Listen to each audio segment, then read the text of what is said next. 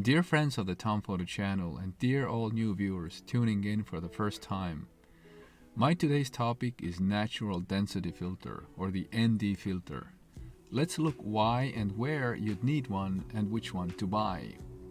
The ND filter's aim is to darken the scene for the camera by reducing the amount of light for the camera in such a way that the other characteristics of the light, such as color balance or color temperature, do not change.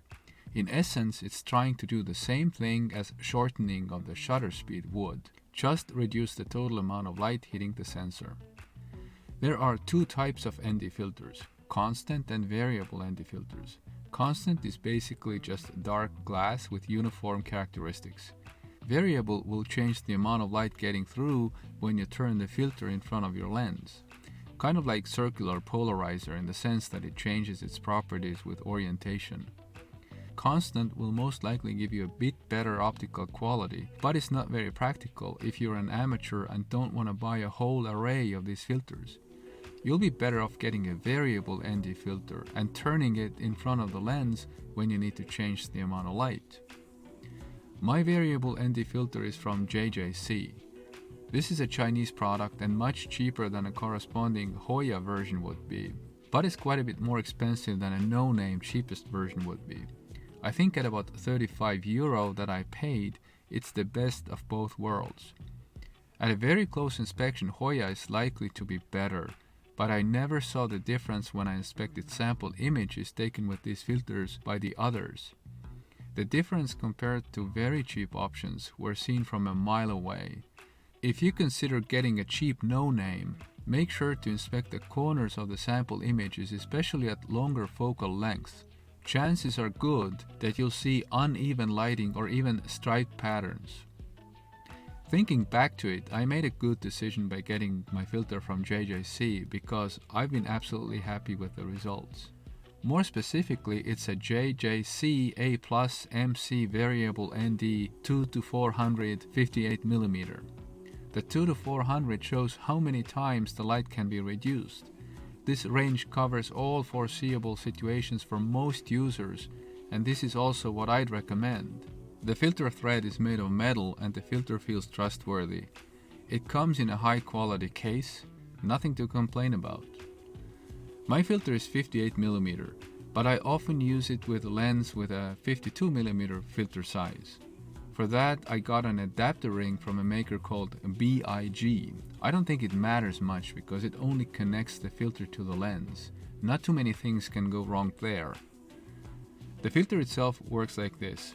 Put it in front of the lens and simply turn it in either direction until you like the result. Note that if your camera is at variable ISO, then the camera is going to compensate by increasing the ISO. If you are at aperture priority mode, then the camera is going to compensate by increasing the shutter speed. So in most situations, you need fully manual mode to use this filter properly. Most likely you put on the filter to be able to use a certain f-stop, shutter speed, and ISO. So you need to set those manually. Typically, you fix all three at a desired value and then turn the ND filter until the exposure is right. Using Zebra at 95 to 100% is what I typically do. Let me now give you 3 scenarios where you might want to use this filter. Number 1. Making videos. Usually, you don't want to let the shutter speed run wild during filming. Typically, you need the shutter speed value at twice the frame rate. Most likely there is a specific ISO range that you want to use. This means you're left with changing the f-stop to get the right exposure. However, you probably want to use a specific f-stop too. You may like a good bokeh and may want to film at f-stop 2 in bright sunlight, for example. This is where you absolutely need a good ND filter. In photography, you can often adjust your shutter speed and ISO to get the f-stop you want. With video, you have less options, and the ND is therefore needed if you're into filming. Number 2. Long shutter speed photography in bright conditions.